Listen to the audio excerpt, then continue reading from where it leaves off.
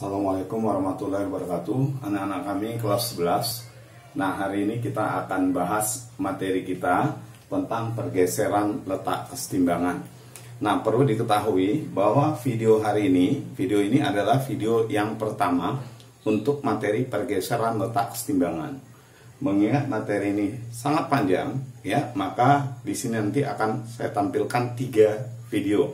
Jadi pergeseran letak kesetimbangan bagian yang pertama ini. Oke, baik. Nah, pergeseran letak kesetimbangan itu artinya apa? Pergeseran letak kesetimbangan itu adalah reaksi ataupun jawaban dari suatu sistem setimbang kalau kesetimbangannya terganggu, ya. Jadi jawaban dari sistem setimbang kalau kesetimbangannya terganggu. Saya misalkan begini, ini ada suatu pipa U, ya, pipa atau bejana yang berbentuk huruf U. Nah, permukaan air sudah kita buat sama tinggi, berarti dikatakan ini sudah berada dalam keadaan setimbang. Kemudian kita tambah air di kaki yang ini. Kalau kita tambah air dari kaki yang ini, nah, tidak akan mungkin dia begini terus. Nanti yang terjadi adalah akan berpindah air dari sini kemari. Nah, sehingga nanti dia akan menjadi setimbang kembali. Nah, jadi tadi awalnya dia sudah setimbang, kita ganggu. Lalu berpindah dia, tujuannya setimbang kembali. Jadi kalau ditanya, pergeseran letak kesetimbangan itu apa? Itu adalah balasan atau jawaban dari reaksi yang setimbang kalau kesetimbangannya terganggu. Tujuannya melakukan pergeseran letak kesetimbangan adalah untuk mencapai kesetimbangan yang baru. Sudah setimbang, diganggu, bergeser, setimbang kembali. Nah, di sini kita perlu tahu arti dan arah pergeseran, ya. Kalau arah pergeseran itu cuma ada 2. Yang pertama adalah ke kanan dan yang kedua ke kiri. Nah, apa artinya bergeser ke kanan dan apa artinya bergeser ke kiri? Itu yang kita harus tahu. Coba kita lihat, ya. Apa yang dimaksud kesetimbangan itu bergeser ke kanan? Apa artinya? Nah, ke kanan, ya. Nah, kalau kesetimbangan itu bergeser ke kanan, ini artinya pada waktu bergeser itu berarti kecepatan ke arah kanan lebih besar daripada kecepatan ke arah kiri. Nah, waktu kita belajar kesetimbangan kimia yang pertama, konstanta Kc pertama, di situ sudah kita pelajari suatu reaksi dikatakan setimbang kalau kecepatan reaksi ke arah kanan sama dengan kecepatan reaksi ke arah kiri. Jadi pada saat dia bergeser ke kanan, itu artinya kecepatan ke kanan lebih besar daripada kecepatan ke kiri.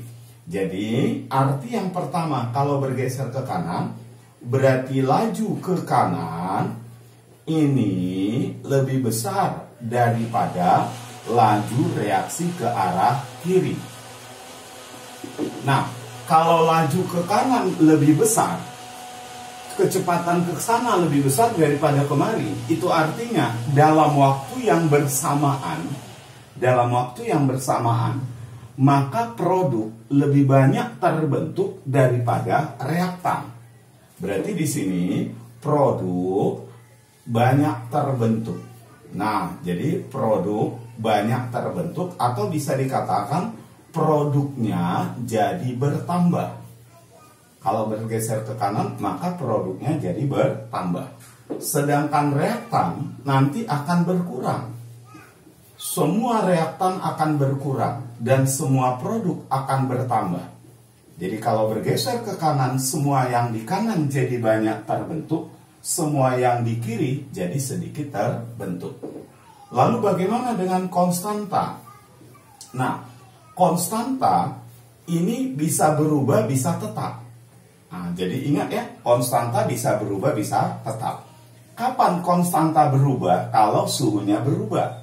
Tapi kalau seandainya suhunya tetap, walaupun faktor lain berubah, maka konstanta tetap. Jadi di sini ya pada umumnya konstanta itu tetap. Ya, pada umumnya konstanta tetap kecuali kalau dikatakan suhu berubah.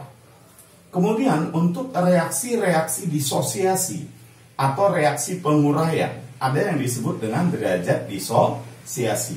Alfa, derajat disosiasi ini nanti akan bertambah. Ini yang terjadi kalau seandainya kesetimbangan itu nanti bergeser ke kanan. Nah, sekarang kita lihat apa yang terjadi kalau seandainya dia nanti bergeser ke kiri. Nah, kita lihat apa artinya bergeser ke kiri. Nah, kalau bergeser ke kiri itu artinya laju reaksi ke kiri lebih besar daripada laju reaksi ke kanan. Berarti di sini kalau dia bergeser ke kiri, laju reaksi ke kiri lebih besar daripada laju reaksi ke kanan. Kalau laju reaksi ke kiri lebih besar, itu berarti dalam waktu yang bersamaan zat yang di kiri lebih banyak terbentuk daripada yang di kanan. Berarti bisa dikatakan reaktannya bertambah, sedangkan produknya akan berkurang. Produk itu berarti zat yang di sebelah kanan. Nah, produknya nanti akan berkurang. Oke. Nah, kemudian yang berikutnya konstanta. Nah, konstanta bisa berubah, bisa tetap. Cuma pada umumnya konstanta itu tetap. Kecuali kalau ada keterangan suhu berubah, barulah konstanta akan berubah. Ya. Lalu derajat disosiasi. Untuk reaksi-reaksi disosiasi ada namanya derajat disosiasi. Nilai alfa akan berkurang. Nah, ini yang terjadi seandainya dia bergeser ke kiri. Nah, sekarang kita lihat apa saja yang bisa menyebabkan terjadinya pergeseran. Nah, faktor penyebab pergeseran itu ada, ini saya singkat aja, pergeseran kesetimbangannya saya singkat PLK. Faktor penyebab terjadinya pergeseran letak kesetimbangan itu ada 3. Yang pertama yaitu perubahan konsentrasi. Nah, ini kita akan bahas nanti satu persatu. Kemudian yang kedua yaitu perubahan volume. Ini berbanding terbalik dengan tekanan. Ya. Kemudian yang ketiga adalah perubahan suhu. Perubahan suhu atau perubahan temperatur. Kalau katalis gimana? Kalau katalis tidak menyebabkan terjadinya pergeseran. Katalis itu hanya mempercepat tercapainya kesetimbangan, ya.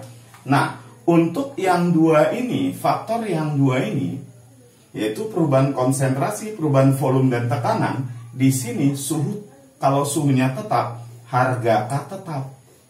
Baik KC maupun KP itu tetap. Ya, tetapi kalau di sini ini akan mengakibatkan harga K akan berubah. Bisa semakin besar, bisa semakin kecil. Pertanyaannya, kapan K akan semakin besar? Kalau perubahan suhu mengakibatkan bergeser ke kanan, maka K akan naik. Tapi karena perubahan suhu menyebabkan bergeser ke kiri, K-nya akan turun. Jadi ingat, K naik kalau pergeseran ke kanan disebabkan perubahan suhu, K akan turun kalau pergeserannya ke kiri disebabkan oleh perubahan suhu. Baik, ini kita akan bahas satu persatu, tetapi di video pergeseran letak kesetimbangan bagian pertama, kita hanya bahas yang perubahan konsentrasi. Baik ya. Nah, sekarang kita akan bahas pengaruh perubahan konsentrasi terhadap arah pergeseran. Apa pengaruhnya? Nah, ini. Nah, untuk pengaruh perubahan konsentrasi terhadap arah pergeseran, kita ikuti ini. Nah, bejana U tadi, ya. Coba, apa yang terjadi kalau kita ikuti ini? Seandainya kita tambah air dari sini, maka akan terjadi perpindahan air kemari. Nah, itu ya. Kemudian kalau seandainya kita ambil air dari sini, maka terjadi perpindahan air kemari. Artinya, kalau ditambah, maka bergeser ke arah lawannya. Kalau dikurangi, bergeser ke arah yang dikurangi. Nah, itu faktor yang pertama. Faktor yang pertama yang kita bahas adalah perubahan konsentrasi. Ingat, untuk perubahan konsentrasi berlaku apa yang terjadi pada pipa U atau bejana U ini. Kalau ditambah, bergeser ke arah lawannya. Kalau dikurangi, bergeser ke arah yang dikurangi. Nah, jadi di sini seandainya ditambah zat yang kanan. Nah, kalau ditambah zat yang kanan, biasanya kalau konsentrasi disebutkan zatnya apa ya? Ditambah zat yang di kanan. Kemana bergesernya? Kalau ditambah akan bergeser ke arah lawannya. Kalau ditambah yang kanan, maka dia akan bergeser ke kiri. Ditambah bergeser ke arah lawannya. Ingat ya. Kalau ditambah zat yang kiri, kalau ditambah zat yang di kiri, nah yang kiri yang kita tambah, nah maka kesetimbangan akan bergeser ke kanan. Kalau bergeser ke kanan, akibatnya tadi tahu ya, yang kanan jadi bertambah, yang kiri jadi berkurang. Ditambah yang kanan, bergeser ke kiri. Akibatnya apa kalau bergeser ke kiri? Yang kiri jadi bertambah, yang kanan jadi berkurang. Kemudian kalau dikurangi, nah dikurangi yang kiri, dikurangi yang kanan dulu. Kalau yang kanan dikurangi, kemana bergeser? Kalau dikurangi, dia akan bergeser ke arah yang dikurangi. Berarti kalau dikurangi yang kanan, tentu akan bergeser ke kanan. Ya. Kemudian kalau dikurangi yang kiri. Nah, kalau dikurangi zat yang kiri, maka dia akan bergeser ke kiri. Nah, itu dia. Cuma perlu diingat, penambahan atau pengurangan zat padat, baik zat padat itu di reaktan maupun di produk, kesetimbangan tidak terganggu, artinya tidak bergeser, ya. Jadi kalau zat padat yang ditambah atau dikurangi, maka kesetimbangan tidak terganggu. Baik, supaya lebih jelas saya berikan contoh nih. Ini ada contoh reaksi, ya. Nih, contoh reaksinya begini. Misalnya ada C, ini solid, ditambah O2, ini gas, menghasilkan CO2, ini gas. Reaksi ini sudah setimbang. Reaksinya sudah setimbang. Lalu kita ganggu. Kita ambil oksigen dari tempat lain. Kita tambahkan ke dalam ruangan ini, ke dalam wadah ini, ya, ke dalam sistem setimbang ini. Jadi seandainya ditambah oksigen, nah di sini kita buat ya. Pada reaksi ini kita ambil oksigen dari tempat lain, lalu kita tambahkan ke dalam sistem yang sudah setimbang. Apa akibatnya? Ingat tadi, kalau oksigen itu kan sebelah kiri. Kalau ditambah yang kiri, maka dia akan bergeser ke kanan. Kita tambah oksigen, dia akan bergeser ke kanan. Berarti dia nanti bergeser ke kanan. Nah, sekarang kita lihat apa akibatnya kalau dia bergeser ke kanan. Akibatnya apa ini kalau dia bergeser ke kanan? Nah, akibatnya yang pertama adalah semua yang di kanan jadi bertambah. Berarti CO2-nya bertambah, CO2-nya bertambah, itu kalau dia bergeser ke kanan. Semua yang di kanan jadi bertambah, dan semua yang di kiri jadi berkurang. Berarti C dan O2-nya berkurang. Artinya dalam waktu yang bersamaan CO2 lebih banyak terbentuk, sedangkan C dan O2 sedikit terbentuk. Jadi karena di sini terjadi dua reaksi. Karena reaksi ke kanan lebih cepat, berarti dalam waktu yang bersamaan, dalam periode yang sama ataupun dalam durasi yang sama, CO2 lebih banyak terbentuk daripada C dan O2. Makanya dikatakan CO2-nya jadi bertambah, C dan O2-nya jadi berkurang. Nah, itulah akibatnya kalau dia bergeser ke kanan. K-nya tetap. Nah, lalu bagaimana alfa? Nah, ini bukan reaksi disosiasi. Ya, ini bukan reaksi disosiasi. Oke. Berikutnya, kalau ditambah C. Kalau ditambah C. Nah, kemana dia bergeser? Ingat, karbon ini solid. Penambahan atau pengurangan zat padat tidak mengganggu kesetimbangan. Akibatnya, dia tidak bergeser.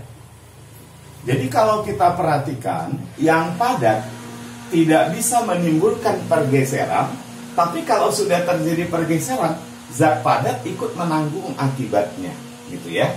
Oke, sekarang yang berikutnya,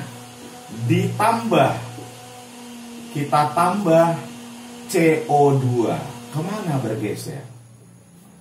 Coba, CO2 kita tambah. Kalau ditambah yang kanan, dia akan bergeser kemana? Ke kiri. Nah, ke arah lawannya ya. Kalau ditambah, dia bergeser ke arah lawannya, berarti ke kiri. Kalau bergeser ke kiri, akibatnya apa? Akibatnya semua yang di kiri jadi bertambah, yang kanan jadi berkurang. Berarti akibatnya C dan O2-nya bertambah, C dan O2 bertambah, sedangkan CO2-nya sendiri jadi berkurang atau sedikit terbentuk. Nah, ini contoh ya. Oke, sekarang kita kembangkan. Masih contohnya pada reaksi ini ya. Masih contohnya pada reaksi ini. Ini saya hapus supaya kita bisa melihat kemari terus ya ke reaksinya. Ini reaksinya. Nah, seandainya begini, ditambah NaOH. Nah, ditambah NaOH ke dalam reaksi ini. Nah, NaOH kita tambahkan ke dalam sistem ini. Kemana dia bergeser? Nah, kalau seandainya zat yang ditambah itu tidak ada di sini, maka yang perlu kita pikirkan adalah zat yang sedang ditambah ini, dia bereaksi dengan siapa? Dari sini. Apakah bereaksi dengan C, bereaksi dengan O2, atau bereaksi dengan CO2? Nah, NaOH ini adalah basa. Basa itu lawannya apa? Asam. Nah, berarti NaOH akan bereaksi dengan zat yang bersifat asam. Di sini yang bersifat asam itu adalah CO2. Dari mana kita tahu CO2 itu bersifat asam? Karena CO2 adalah oksida asam. Oksida asam. Kalau CO2 kita larutkan ke dalam air, dia jadi H2CO3, asam karbonat. Ya. Jadi ingat, kalau zat yang ditambah tidak ada di sini, yang perlu kita pikirkan, zat yang sedang ditambah, dia bereaksi dengan siapa? Ternyata dia bereaksi dengan CO2. Nah, apa akibatnya? Kalau kita tambahkan NaOH kemari, berarti NaOH ini menarik CO2. Dia tarik CO2. Kalau dia tarik CO2 untuk bereaksi dengan dia, berarti sama saja mengurangi CO2, mengambil CO2. Kalau dikurangi, akan bergeser ke arah yang dikurangi. Jadi, akan bergeser ke kanan. Kalau bergeser ke kanan, akibatnya ya sama seperti tadi. Ini jadi bertambah, ini jadi berkurang. Nah, itu dia ya. Oke, sekarang saya berikan contoh soal. Ini contoh soal yang berhubungan dengan konsentrasi. Pertanyaannya, apa yang harus dilakukan? Ini yang berhubungan dengan konsentrasi ya. Apakah yang perlu dilakukan? Ini yang perlu dilakukan supaya SO3 maksimum. Supaya produksi SO3-nya maksimum. Nah, diketahui reaksinya ini 2SO2 ini gas ditambah O2 ini gas. Nah, setimbang dengan SO3 gas. Pertanyaannya, apa yang harus dilakukan supaya SO3-nya maksimum? Nah, supaya SO3 maksimum yang perlu dilakukan itu cuma satu, yaitu kita geser reaksi ke arah kanan. Supaya SO3 jadi banyak atau supaya jadi maksimum, maka reaksi harus digeser ke arah kanan. Nah, supaya bergeser ke kanan, apa yang perlu dilakukan? Ya, supaya bergeser ke kanan, yang perlu dilakukan adalah tambahkan yang kiri atau kurangi yang kanan. Jadi jawabnya, yang perlu dilakukan supaya bergeser ke arah SO3, supaya SO3 maksimum, tentu tambahkan yang kiri atau kurangi yang kanan.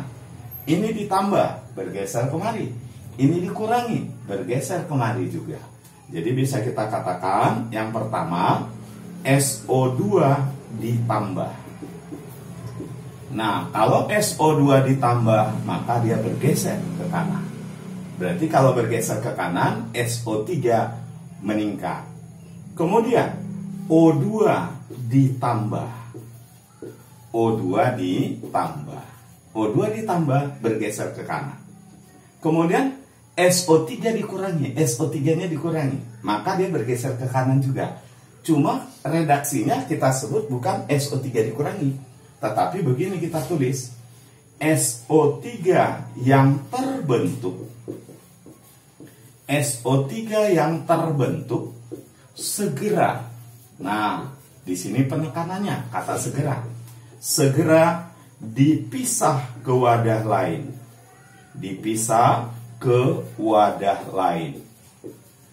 Jadi maksudnya ini begini, ini dalam waktu yang bersamaan sebenarnya berlangsung dua reaksi ke kanan dan reaksi ke kiri. Jadi nanti SO2 bereaksi dengan O2 menghasilkan SO3. Lalu SO3 kembali lagi terurai menjadi SO2 dan O2. Nah, sebelum dia sempat terurai, sebelum dia sempat kembali menjadi SO2 dan O2, diambil. Itu makanya ada kata segera. Begitu terbentuk, diambil. Sehingga reaksi yang terjadi nanti yang ke kanan terus. Yang ke kiri belum sempat terjadi, diambil dia. Begitu terbentuk, diambil. Sehingga yang terjadi adalah ke kanan terus. Ya. Jadi, untuk video pertama pergeseran letak kesetimbangan, kita cukupkan sampai di sini. Jangan lupa like, subscribe, dan kalau perlu di-share ya. Oke, terima kasih anak-anak kami. Assalamualaikum warahmatullahi wabarakatuh.